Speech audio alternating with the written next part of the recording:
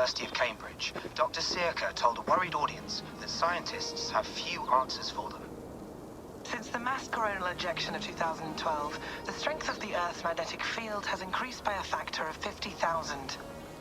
This has resulted in huge disturbances in radio and satellite communications, dangerous bands of radiation around the poles, and as we can all see from our window, an aurora borealis that never burns away. Unfortunately, we are stumped as to why this is happening, and if we cannot find an answer soon, it may change the way we live, the way we communicate, even the way we evolve, forever. Dr. Sirka went on to say, "Bought you more electrolytes? Oh, new and improved citrus flavor." Thanks, Sean.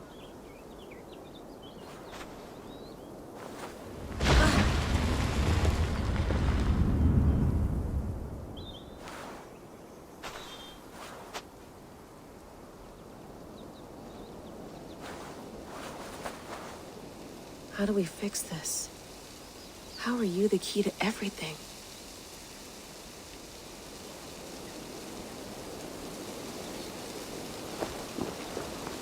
You're a long way from home, Eivor.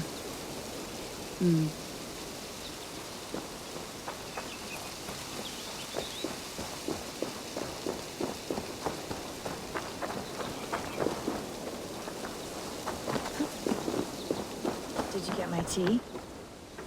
Oh, mint tea is not actually tea, Bex. It's an infusion. It's really just dirty, minty water. I don't care what you call it, Sean. Did you buy any? Of course I did, love. Hey, sorry about pulling you out. The generator was sputtering. That's fine. I needed air. How is the Animus data stream? Comfortable? Felt pretty stable after a while. Good. Just give me a sec and you can jump back in.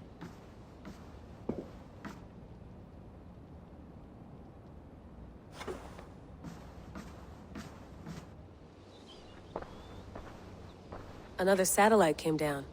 Did you see? I did. One of Abstergo's. That's good. Well, most of North America just lost its GPS service, so depends what you mean by good, really. Right. Even when we win, we lose. Okay, we're all set. Whenever you're ready, you can jump back in.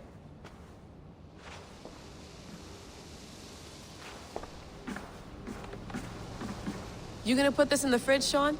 Of course. In half a minute. Remember, tomatoes go on the counter, not the fridge.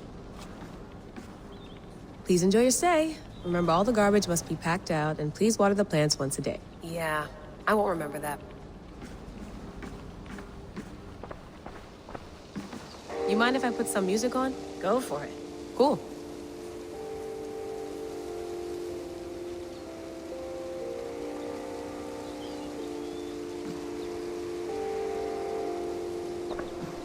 Hello there. Sean, what do you make of the grave out there? Well, it overturns a few hundred years of scholarship about the first Europeans to set foot in North America. Apart from that, it's just a bunch of muddy bones, isn't it? Can we talk about this thing on my neck for a second? Ah, the mood stabilizer. Yes. It's not harmful, is it? I mean, I feel good, but I want to make sure there's no side effects. There shouldn't be. It's only blocking outside signals, a passive effect. So the staff doesn't, you know, mess with you. Sean, what happened last year, I had no control over that. I tried to resist. I understand. And your old team, maybe they don't. But we've seen that sort of thing before. Still, if you want to work with us and get to the bottom of why the world is about to end for the second time in 8 years, then you wear that thing until we say otherwise. William's orders. I know. It's not a problem. It's just a few more weeks, yeah? Just until we figure this out. You're right. I know you're right.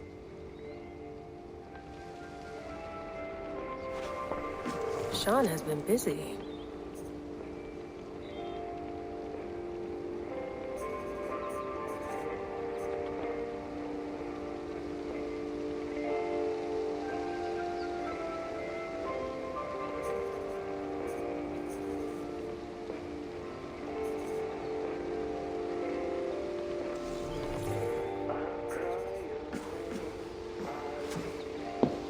It's quite nice. Soothing. I went through hell to bring you here. It had better be worth it.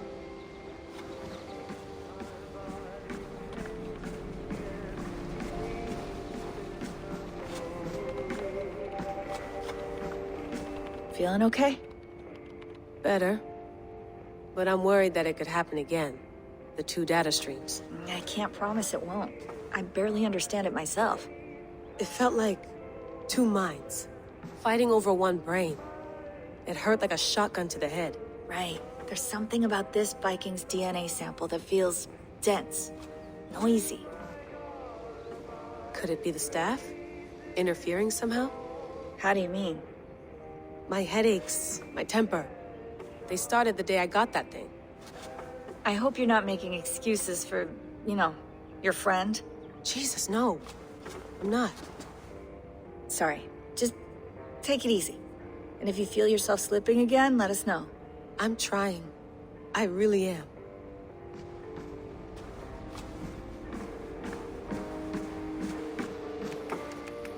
Let's have a look.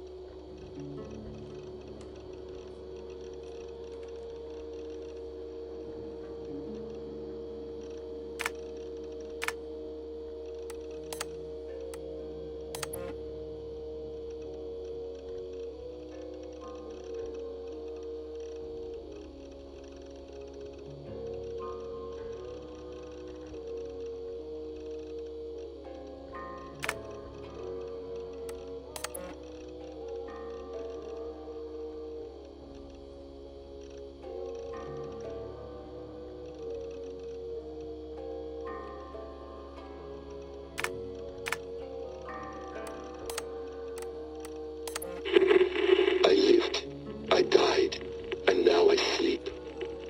And in my sleep I dream. And in my dreams I see an end to the doom that will grip the earth once again. Find the wolf-kissed. Find the mad one. Find me.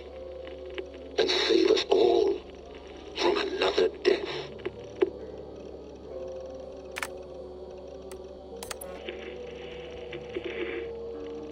Layla, thought you might be interested in this. Conversations that Bex and I had with Desmond back in 2012. December, I think. Just candid talks, that's all. We didn't square any circles or write any beat poetry. But he did have some interesting insights into his time in the Animus and what it means to be an assassin. Anyway, have a listen. You might find you and he had similar experiences. So, well, let me know what you think. Unless it's to tell me I sound like a total prat in these recordings. If that's the case, just say nothing. I mean, I did have a slight cold at the time I recorded these. That's probably why I sound odd. Anyway, okay, I'm done anyway, so turn off. Turn off. Oh, it's actually just a button. Sorry, here we go.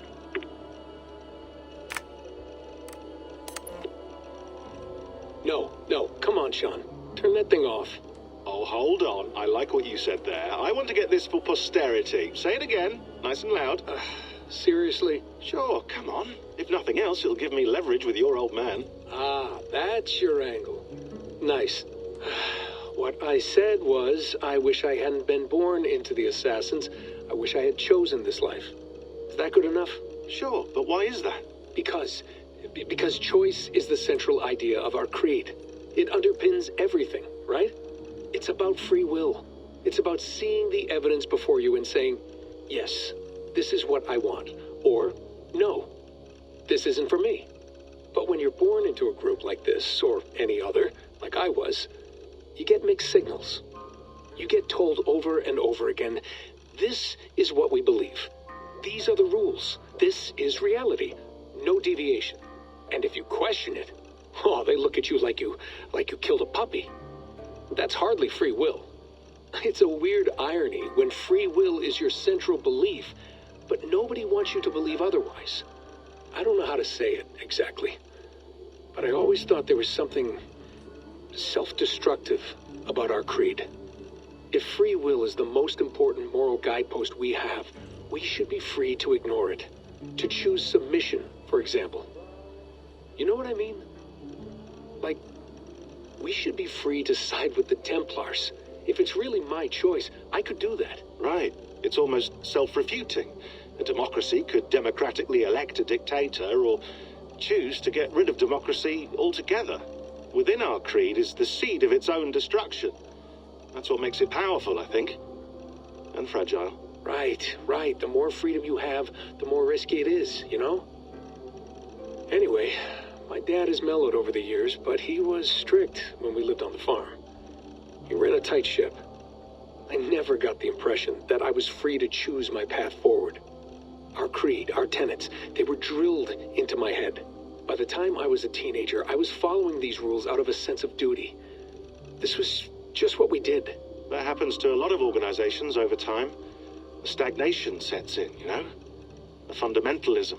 Yeah. Following the rules becomes more important than achieving whatever goal you set out for yourself. and people start to lose sight of the reason the rules exist. That's called deontology, or a form of it. Following a rule for its own sake, and not for the consequences it has. Yeah, but that feels backwards, doesn't it? Well, I think so. Following a rule is the easy part. Praying, taking a sip of wine, munching on a wafer. Rituals that give comfort. But that's just going through the motions. It makes people feel like they're doing something. When the hard work is, well, actually getting off your ass and doing something productive. I think people just want boundaries. Tight boundaries. They want to see the four walls that pen them in. I don't disagree. Anything outside that, anything that makes life more complex, that's scary. That's why I envy you. You chose this life. You went through that process, and you decided, yes, I believe in this. Sure. It didn't stop me from being an insufferable know-it-all as a teenager, but I see your point. I would have loved to have been a know-it-all. I knew nothing. Not until you guys found me. Yeah. It wasn't until I met you, and Bex, and Lucy, that I knew. I knew I wanted to be an assassin. Oh, thanks, Des. Come here. Bring it in, bud. I don't normally like touching, but we'll make an exception now. I am not hugging you. You sure? Because I smell very nice today. Can you just turn that off?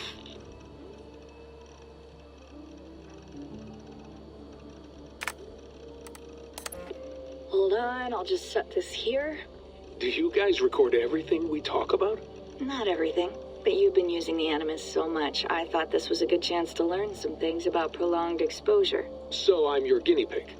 No, my guinea pigs are all dead. The Animus was too much for them to handle. Cute. Can I ask you about the bleeding effect? Any recent flashes? Any memories resurfacing? Yeah, the usual things. Ghost images of Altair and Ezio a few times a day. Nothing intrusive, just brief moments. They pass quickly, almost without me noticing. Like a figure in the corner of my eye. Or remembering a dream from the night before. I did have one extended hallucination a few days ago. It was Ezio. He was older, around the time he left Cappadocia. He was standing on the deck of a ship, alone. And through him, I could feel an intense regret or guilt. And it felt to me like he'd had a loss of faith in himself, in the creed, like he couldn't keep it up, couldn't stay true to his ideals.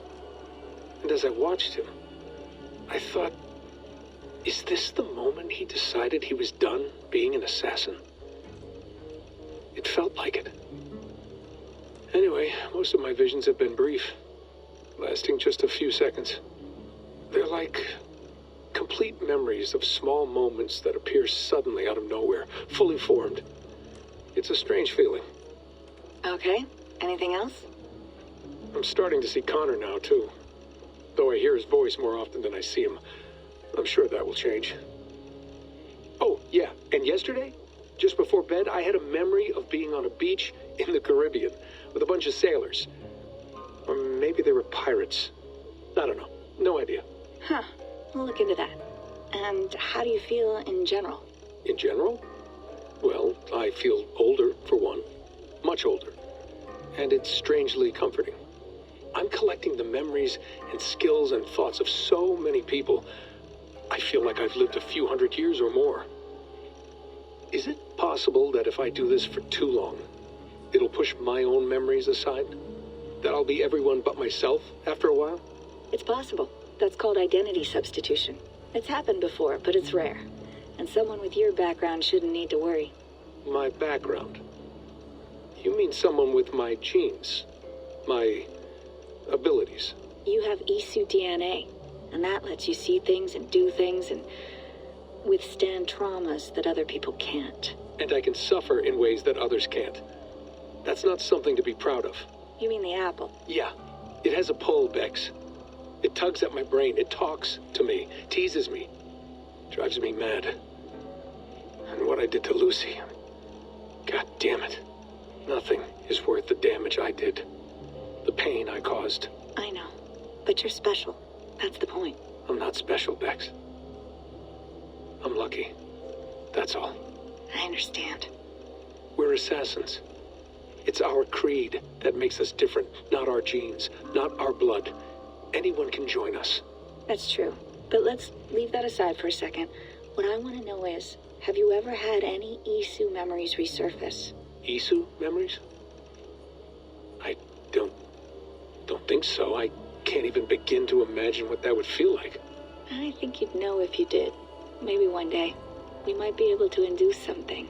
Jesus, let's fix the world first, okay? Before we start digging up my ancient ancestors. Deal. With my luck, I'll be related to some third-rate Isu like Sisyphus or something. Way to aim high, buddy. Hey, you gotta.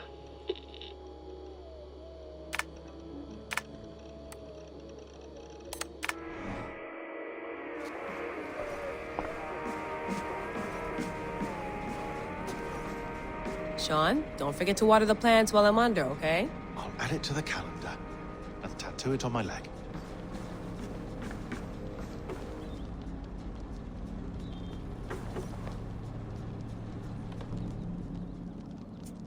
All right, time to go. Norway to England takes about a week by long ship, so I'll scrub ahead.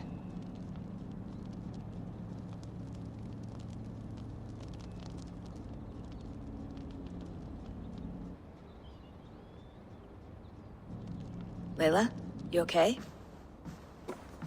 Sorry. Can you play the message again?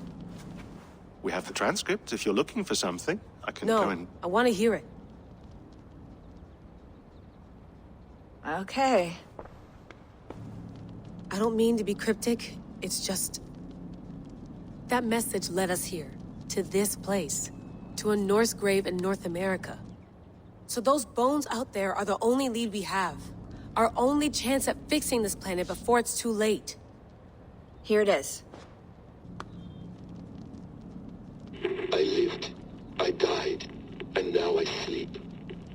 And in my sleep, I dream. And in my dreams, I see an end to the doom that will grip the earth once again. Find the wolf-kissed. Find the mad one. Find me.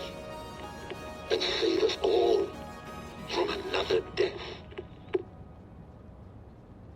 Unsettling, that is. That pulse in the message. Are you sure it's just coordinates? Nothing else? Nothing I can find. Okay, I'm ready. Here we go.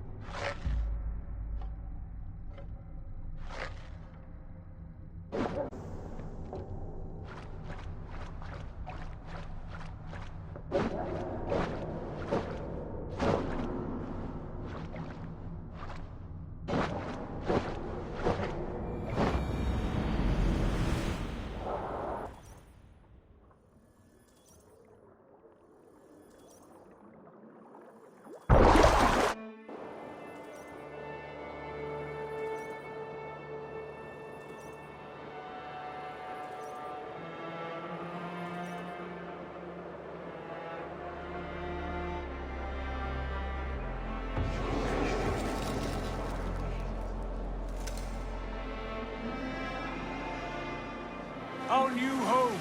Not a patch on Norway, but we'll make this land our own soon enough. I'm glad to see any land at all. And will be happy to have my feet on solid ground again. We must not rush our landing. All you see here is Saxon territory. The Kingdom of Mercia, largely unpacified. There will be eyes watching us from the trees, with bows drawn and traps set. We must be wary. Randi!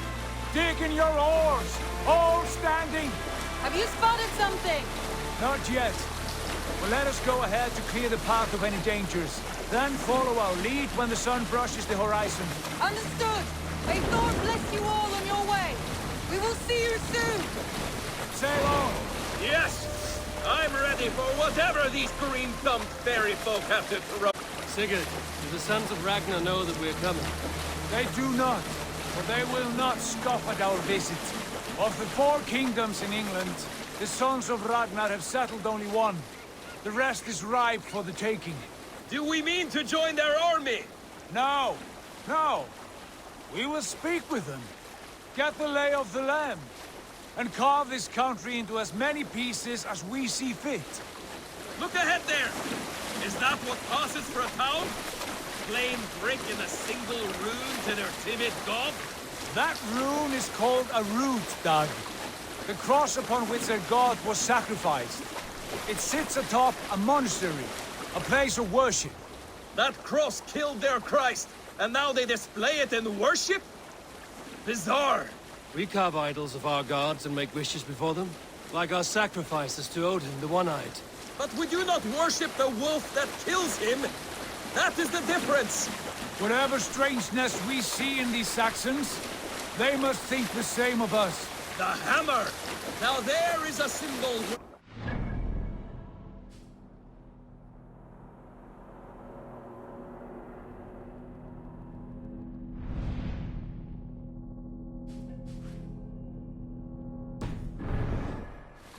A bolt of lightning would take that cross clean off.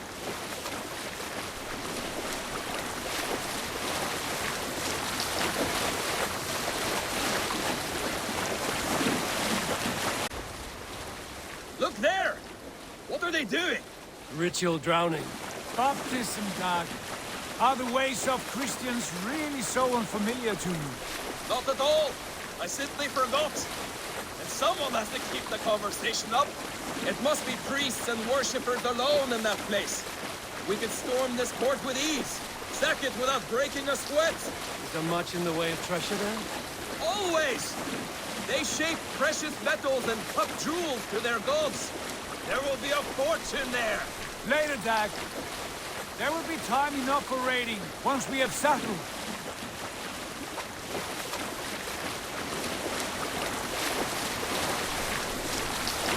Come to, stop the boats. Pull up over there. The way forward is blocked by a chain spanning the river. We must remove it before passing on. A chain? Can we cut through it? It's too thick for access. But there must be a way to release it, somewhere in that camp. I will go. And I will be right behind you. No, Dad. You stay here. Should trouble come our way, I want you defending the ship. A good idea. Send out the arrow and keep your sharpest axe at hand, huh? Something like that.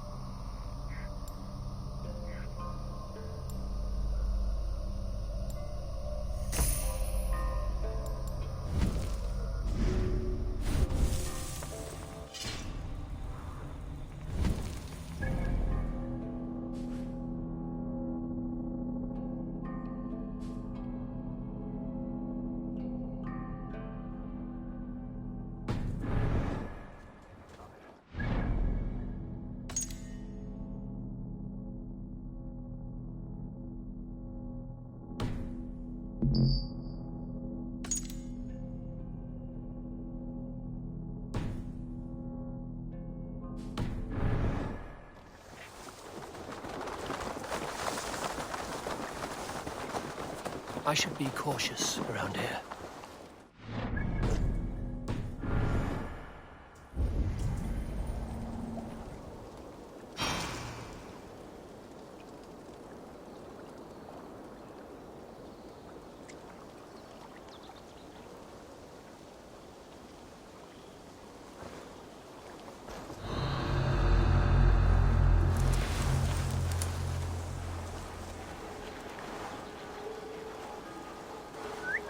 something going on?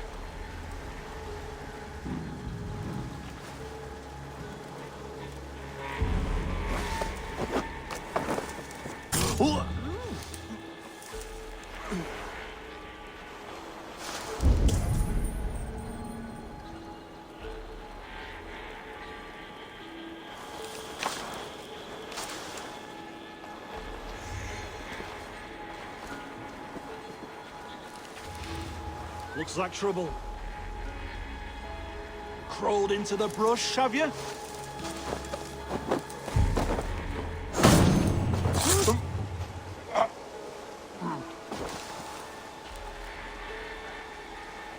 Hey! What's going on?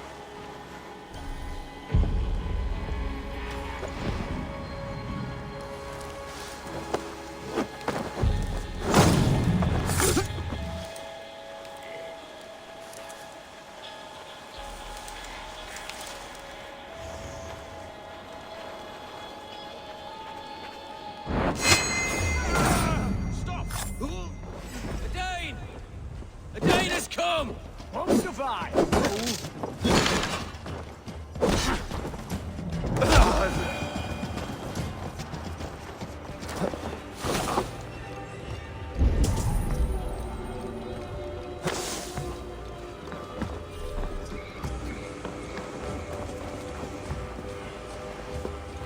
This chain is huge, and poorly anchored, it appears. I might be able to shoot it.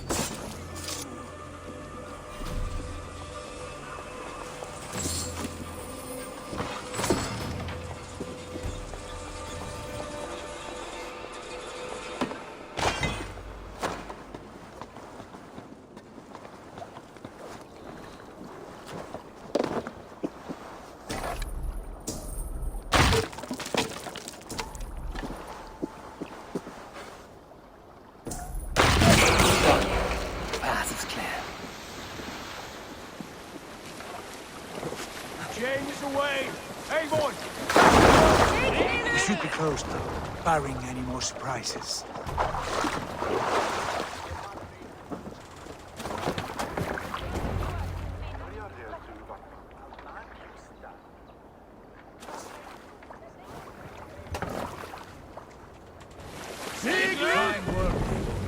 I say we go back, Sigurd. Give those dogs a good knock around and take whatever treasures they have. Easy pickings. Not today, Dag. We press on until we reach our goal. We cannot afford another surprise. Now be on your guard. It should not be far. Gods, I'm ravenous. I hope they have food and ale on hand when we arrive. You should have sent word ahead of us, Sigurd, to get something on the spit. If Halfdan, Ubba and Ivar Ragnarsson are lacking food in England, then all of us will starve. Have no worry. Ah, I can see it now. A suckling pig, tender and juicy. And ale as gold as the treasures that we failed to steal back there. A man of simple pleasures, and happier for it. For my part, I look forward to standing in the footsteps of the giants that built this land. What giants? The great Romans and their empire. Giants of a forgotten age. They held dominion here long ago, and their ruins dot the landscape. Every brick and stone tells a story of conquest and glory.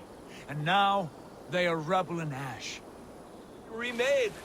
We will rebuild their empire, brick by brick, and ours will not crumble to dust. All things end, Dog. The ruins are not a warning, they are a testament. Look there, just ahead, where the sons of Ragnar make their camp. At last! To find our feet on steady ground. Sigurd, hold back. Something isn't right. Good eye. There's too little movement for an army. Only tents and a few men. Not the army we hope to find. No. Let us get a closer look.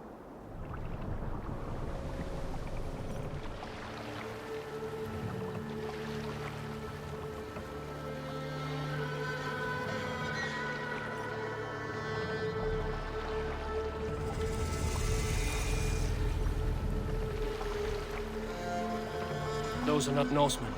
They're too ragged and soiled. We should proceed on foot, lest they spot the boats. Dag and I will go together. We all go.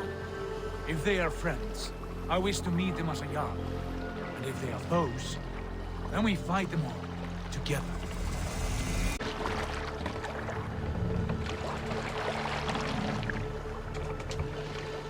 Who are these men? They speak with twisted accents. English, no doubt. Dag, Eivor! On me!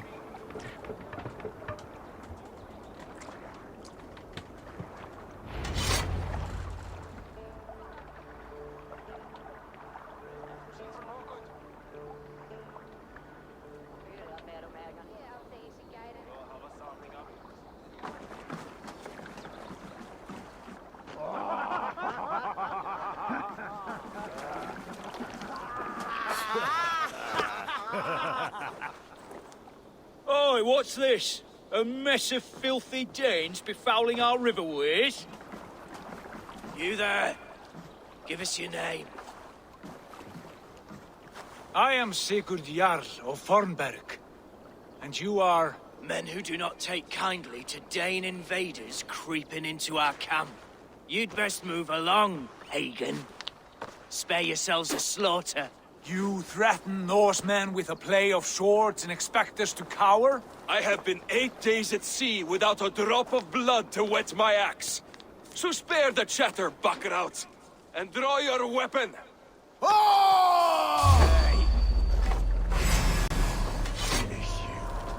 Let's finish this!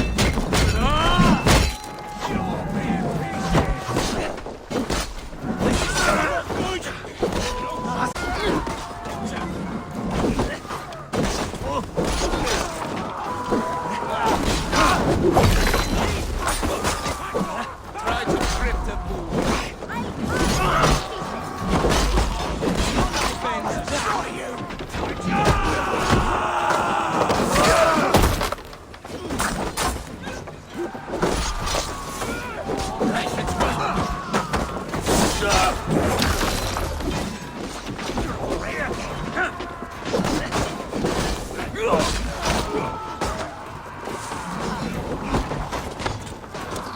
Had your chance to turn away. It's not classy.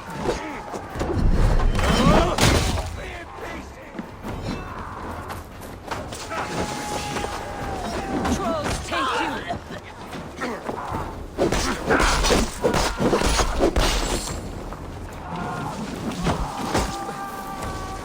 Get away from me, damn ya!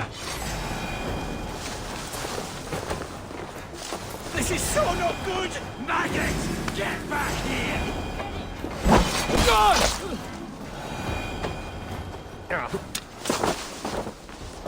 Have a look around, all of you. I want no more surprises. Right. I'll check the longhouse. What happened to you then?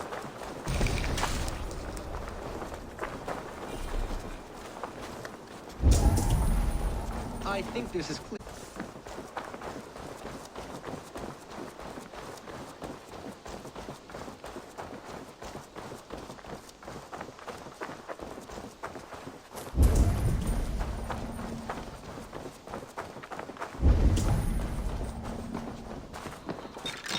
Wait!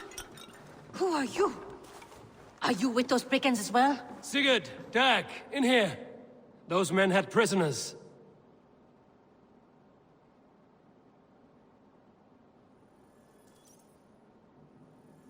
You there! Untie us! Let us walk and we will not hurt you! Quite bold in those bindings. I like your spirit. We are very agreeable people, I promise. You need not kill us. Peace, friend. We have no need or wish to hurt you. What are your names? Yenli. I'm a merchant, not a bandit like those others. And this is Rowan. Rowan, that's right.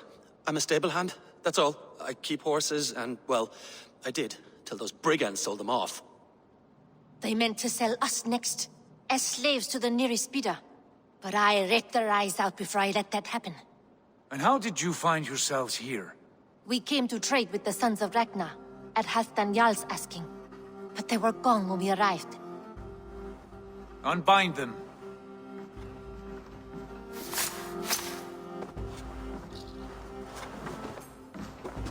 You know this... Aye. Sold many a mare and stallion to the brothers. Good men. Always paid me fair. From the look of this camp, they've been gone for some time. Where will you go now? What will you do? Rebuild my stocks, start anew.